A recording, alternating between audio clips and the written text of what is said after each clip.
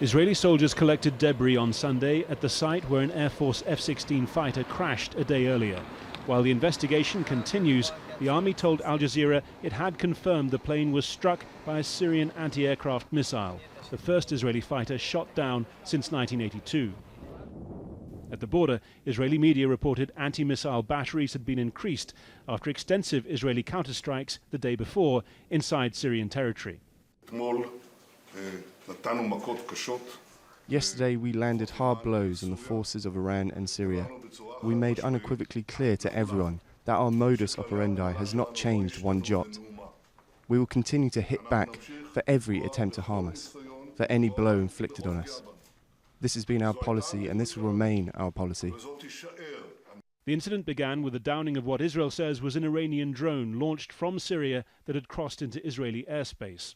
Iran continues to deny the charge, the Secretary of the National Security Council saying the allegations by Zionists that they hit Iranian bases in Syria is a lie. We are in Syria as consultants. We don't have the kind of military presence for them to make this allegation. For years, Israel's government has been talking about a mounting Iranian threat on its northern borders.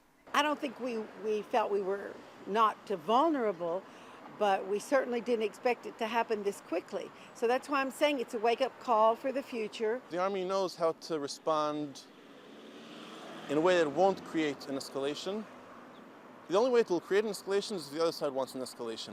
Israeli politicians have been praising what they've called a calm public reaction to this incident, but they're also aware that it highlights the increasingly complex and difficult relationship with Russia and its role inside Syria.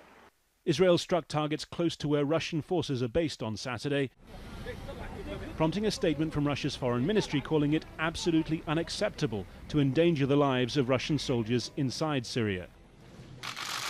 This after months of diplomatic efforts to convince Russia to help constrain Iranian activity there.